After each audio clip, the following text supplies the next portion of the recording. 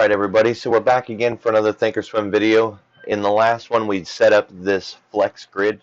There are so many different ways that you can set this up, but there are a few that are going to be kind of helpful for you. So this is one of those that are really good for trading the gap, right? We got market breadth in the middle, and we've got signal anchor, and then we've got some tape speed along the bottom.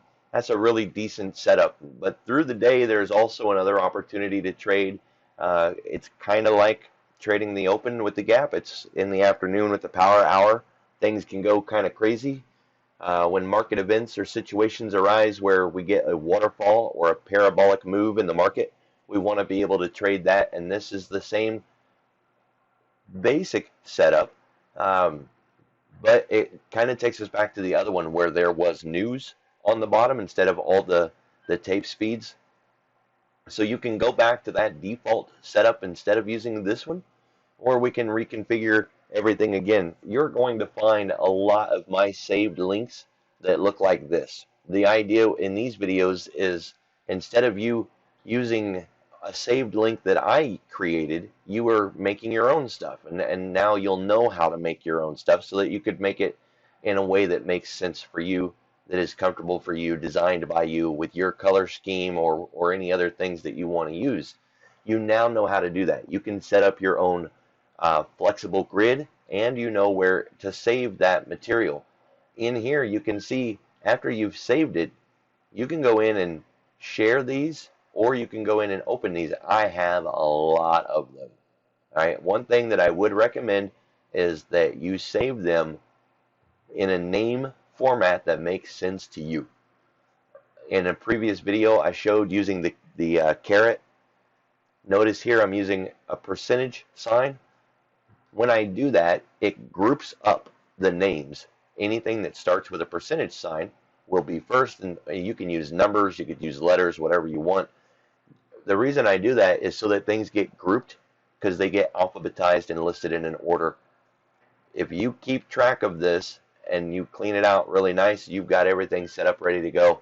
When the time comes and you need it, you can immediately go up here and turn it over and get right to where you need to be. You don't want to be sitting there struggling with this crap when you're trying to get a trade on, right? So that deals with the flex grid. We're going to get into something new now. Recognize here up at the top left, I'm on flex grid. We go back to charts. We've made the 5-minute, we made the 15-minute, we've got a daily. Those aren't the only ones that we need, but they're the three that we use in a lot of the OEC videos or in coaching and all of that, right? So that is the three main ones. You can add your own, of course, right? Add as many as you want, but let's talk about saving tool setups. Drawings are important. These are the tools we want to focus on in this video. I'm going to go to pivots, and I want to zoom in here and look at what I have for the past 5 days on these pivots. I've got yesterday's high, low, close, Globex structure from Sunday, the weekly low, the weekly high. That was last week's low and high. The weekly expected move, the intraday structure. Notice all my lines stop at a same spot every day. Okay, and they all start in the middle of the day. Now the way that I'm able to do that is I am duplicating a line that is already there, and then I throw it forward on tomorrow's time frame. So this is kind of important to recognize, because it's through this. For some reason, let's just turn that off then, because it shouldn't be there. I'll get rid of that. That cloud is driving me crazy. We need that gone for the moment. So notice these pivots, these setups. All right. The first thing you want to do is choose your color format. If you want green at the top and red at the bottom, or whatever it is. Notice how I've got structure here and it's a shaded gray, and the dot is different than the wider tick here. Whatever it is that you want to do, set it up and make that your thing. Make that the color scheme that you want. And then draw a line. Doesn't matter where, just draw a line. Make sure that it shows price. And the reason for this, notice how my yesterday's high is sitting here in the middle of the day, but the high was actually way back here. It was actually way back here. I don't want to grab that line and take it to where that high is. I want it to be the same spot every day, and I want it to end at the same spot every day. We need to make one of these lines first, right? So here we have a line made. Want to just double click on it, name it. We're going to do this, we'll just call it template so we know what it is. We want to show the price and the name. Right now we've just got them both on the left. We'll leave it there at the moment. We're not going to worry about the value. We're trying to set the format up for the line. The date is important. So what we need to do, we want all of our lines to start in the middle of the day. So we're going to use noon. And we're going to get this to 0000. So now every time my high, lows, and close will all start at noon. And we want them to end the next day at 16:15. So this line started at 6:3 and it ended at 6:4. We don't want the extension on. Now we're going to change the setup and we're going to change the color. For me, I'm going to use blue for the high.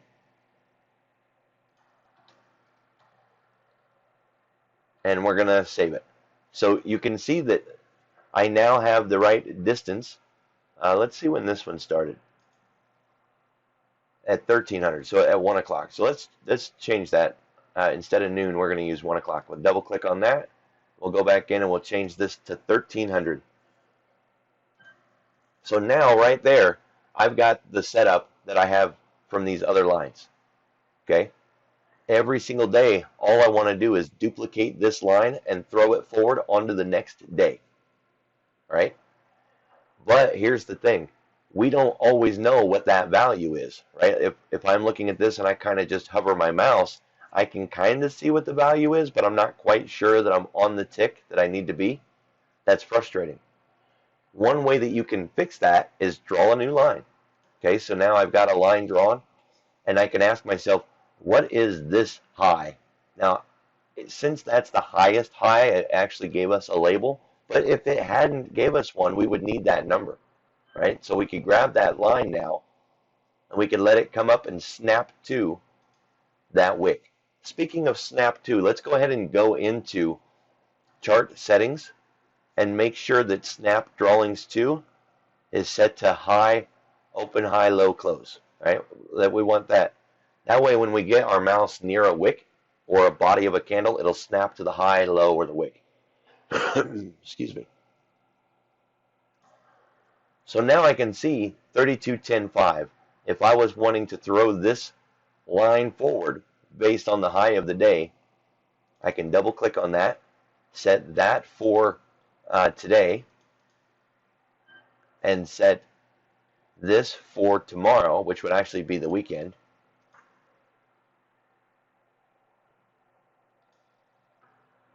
And we can hit OK.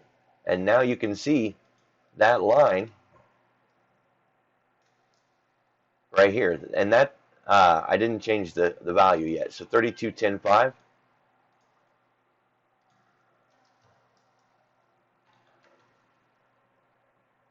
It now lines up where this was at, and I don't need that anymore.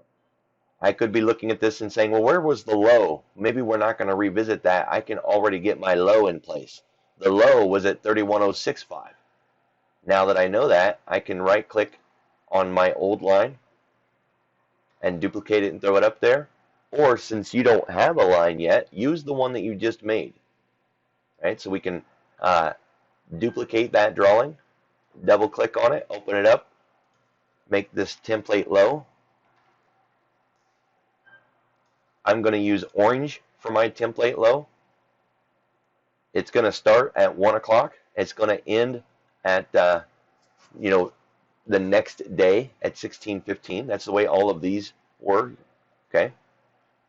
And we need that number, that value, 31065.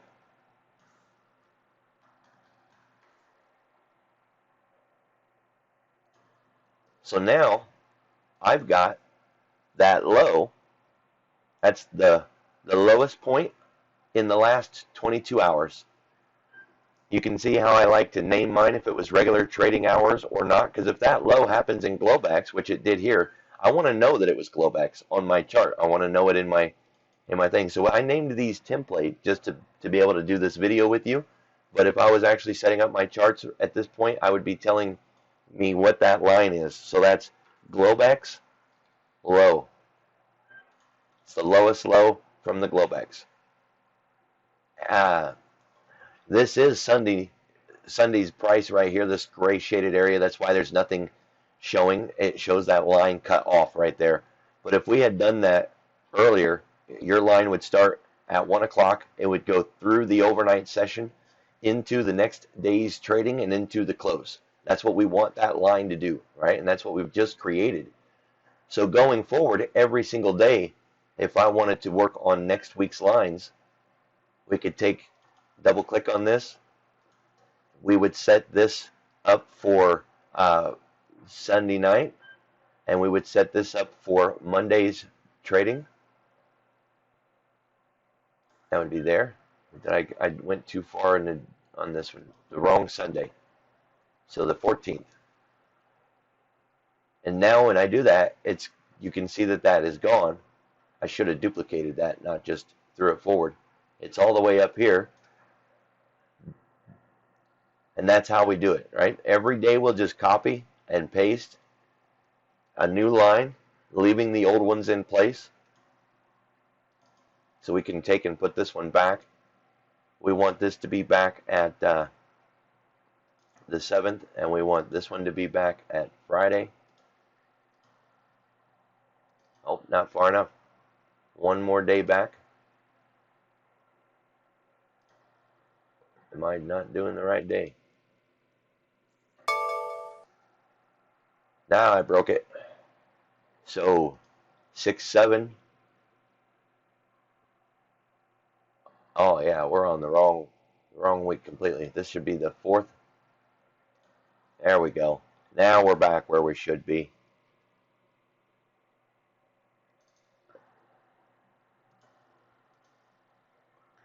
Now we're back in place. All right, so see, it can get confusing even for me. The thing we want to do here is start to find some consistency, right? We want all these lines to be the same every single time we do it. And if you're drawing lines that you want to keep track of, but only temporarily, maybe for a small period in time, make them shaded in a way that you can see them if you look, but that they're not so in your face distracting you. And name them something that lets you know that they're not going to be a keeper, right? Oftentimes you'll find if price revisits the same range in the same spot over and over, it becomes structurally one of our pivots. It'll become like the weekly high or the weekly low or yesterday's high or low or something like that, okay? Once you're done with this, save that drawing layer. So I've been using the drawing layer pivots. If we had been doing all of that work on default, so if I had just been in here and I had a bunch of lines saved, a bunch of work, and I want to keep it, but I don't want to be looking at it right now, we go in and we save this. So we click the drawings. We want to save new drawing set.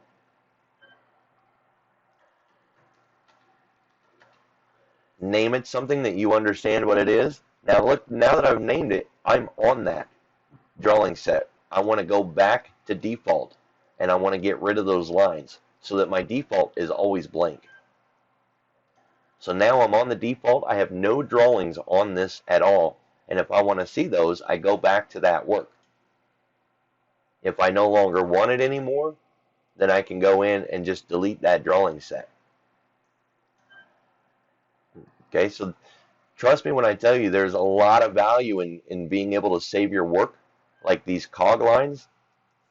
These cog lines are not an indicator, but we really want to keep these lines. right? We might not revisit them for another 5 years, but we want to know where they're at when the time comes. We want those lines there. So we save them, put them in that spot, and they're just there to be used. Okay, so these pivots, instead of having to redraw them every day, save them on that drawing layer, and you can go back and look at them when you need them. And then when you don't need them, hey, no problem, we'll just turn them off again. Right? Now you know how to save your drawings, and we dealt with FlexGrid. We're we're getting things set up, guys. I appreciate your time and attention, and I'll see you at the next video.